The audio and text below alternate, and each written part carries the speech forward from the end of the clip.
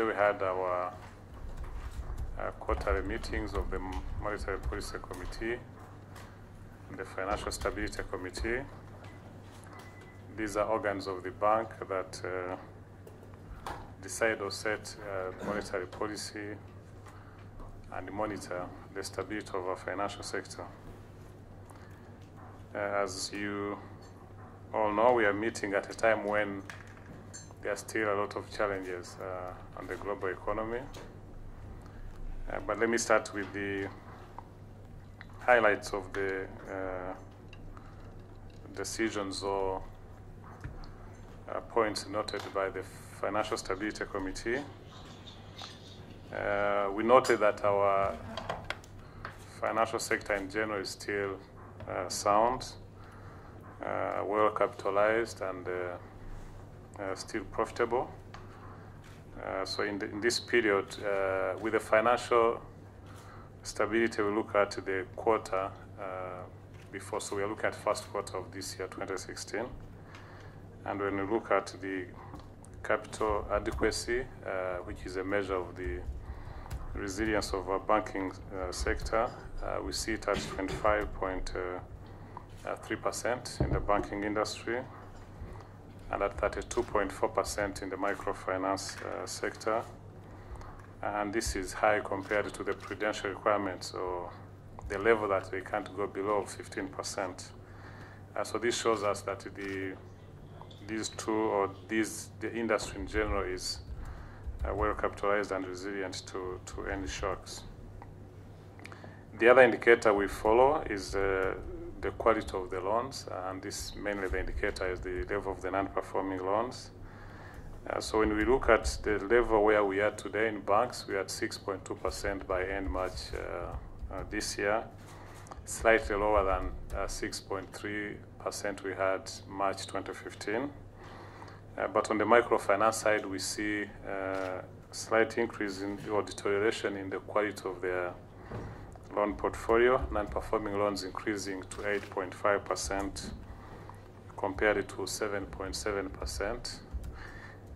Though this might not really be real deterioration as such, but it's more in the quality of the reporting. We've had our team going around, especially the circles, and trying to improve on their reporting.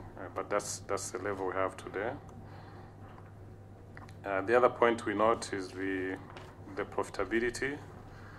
The banking industry is still profitable, though slight reduction when we compare this quarter to last quarter.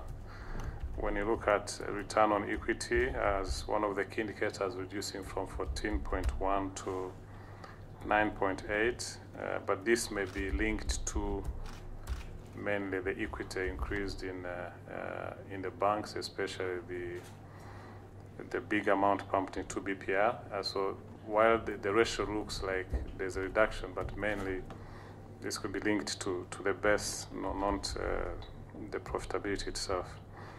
But as an indicator, it shows the banks need to do more to reward the capital they have. On the microfinance side, despite the challenges, we see increase in their profitability ratios. Return on equity increasing from 8.8 to 11.7. The insurance industry is also doing well, with return on equity increasing from 9.4 to 11.1. But I'm sure you know there have been challenges in the insurance industry, as we discussed in February when we met. But we've seen a lot of improvements with new capital being injected in, and the earlier negative practices we had said was affecting the industry. Now there's the association working together to address this issue. So our concerns, we've been working with them, and we see how the sector really being on the right path going forward. And when we look at liquidity, which is key indicator on the capacity of the financial sector to finance development or to finance projects, this also remains very healthy, with the liquidity ratio at 43.9%, compared to prudential minimum requirement of 20%. That is with banks. With microfinance institutions, it stands at 89%, very high. And the insurance industry, we measured the solvency ratio, which is global at 353% compared to 150%, the prudential requirement. Pension sector also remains sound, with the assets increasing by 15% year to year, March last year to March this year. So briefly, this is what we noted from the financial stability side. As we said, the sector in general is healthy, and we just continue to working with the institutions to ensure this is maintained. Now, in the Monetary Policy Committee, we noted, as I started at the beginning, the challenges we see at the global level. The economy is slowing down slightly in 2015 to 3.1% compared to what had been achieved in 2014 of 3.4%. And this year, projections revised from original 3.4 to 3.2 by the IMF. I think that was in April. And as you all know, what happened last week in UK, famously called the Brexit, might have negative impact. Today we don't know. We've seen already markets being affected, currencies being affected. We don't know whether this is a short-term shock or whether it might be medium-term, might have negative impact going forward. So this remains an unknown impact, but it comes in as a challenge or as a concern on the overall health of the global economy. We still see the economies in general, inflation still down, commodity prices still down, and this is really linked to the performance of the global economy in general. And the monetary policy of the different big monetary authorities in the developed world remains highly accommodative to try and push or increase economic activity within their economies. On the domestic side, as you heard from the Minister of Finance and Institute of Statistics, there was good performance in the economy for the first quarter, 7.3%. And when you look at the indicators of the first 2 months of this quarter, we see still positive indications on the turnovers. When we consider January to May overall, total turnovers increased by 9.9%, slight decrease from what we saw in the first 5 months of last year of 13.9%. So this first 5 months of this year, turnovers increased by 9.9%. And there's what we call the composite index of economic activities, which is also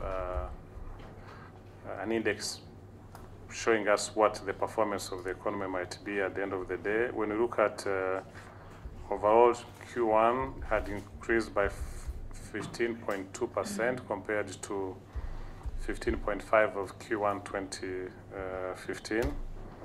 And when you take January to May, the CIA increased by 14% compared to 15.1% we had last year.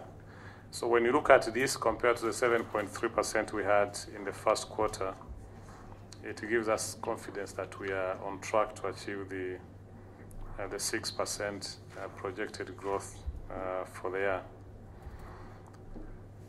The other point to note here is the challenges we have on our international trade or external sector. Because of the challenges of the commodity prices, we continue to see poor performance on our exports. Overall, export earnings reduced by 6.2% in the first 5 months of this year, while imports increased by 6.7%.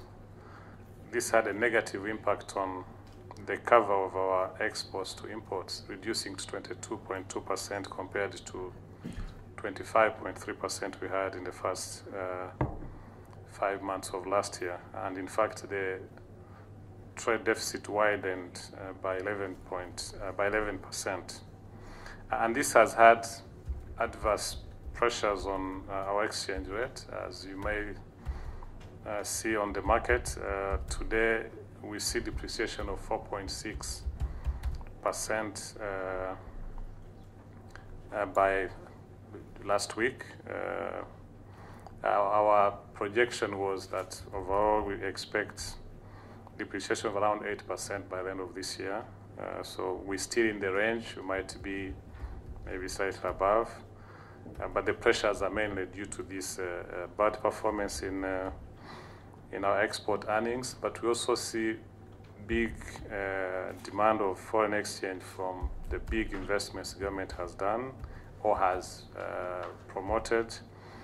You see Kivuat, as they started producing energy, they have to pay back their loans, so that came in as a new demand on the market. Positive has been increasing production of their computers domestically and increasing imports of raw materials. We had big demand for Forex for the new big hotels that were being completed in these last 5 months. That is the Convention Center and Marriott, and this put pressure on the demand of the Forex. Rwanda continues to expand its operations and also increases pressure. So these are key strategic projects that will yield good results to the economy, but in the short run, it's adding to the pressures we see in the market, on the foreign exchange market. And the other point here we noted is on the inflation, which is our main objective as a monetary authority. Good to note is that inflation is still contained to within our medium-term objective of 5%. So our average has been around 4.5 over the first quarter, compared to 4.1.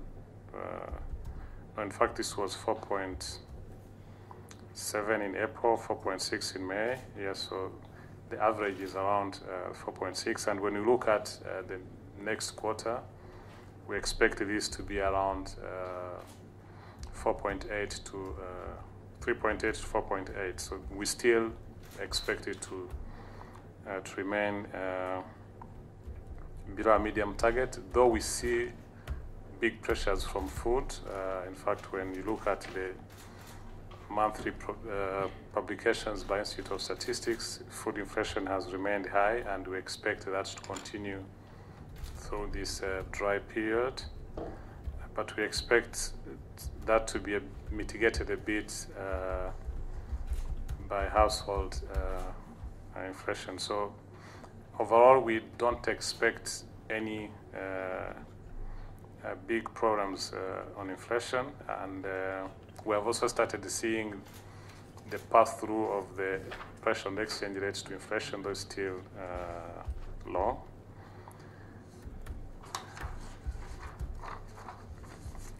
So when we look at all this, the performance of the economy in general, as I showed you some slowdown in some economic indicators, and when you look at the pressures on inflation in general, and the need to continue supporting growth of the economy. In fact, I should have said earlier that credit to the private sector also continued to increase. In the first 5 months, new authorized loans increased by 18%, and outstanding credit increased. I don't see the numbers straight away. I think it was around 6.8%. So this is slightly lower than what we had last year. And in fact, we didn't expect it to increase as much as last year. We had 26% of our increase of outstanding credit, and this year we had projected it to be at around 16%. So to continue supporting that, and with the slight pressures we see, or the unknowns from the food basket, the Monetary Policy Committee decided to maintain the monetary policy stance at 6.5%. So briefly, that's the outcome of the two meetings. Thank you so much. Have a good evening.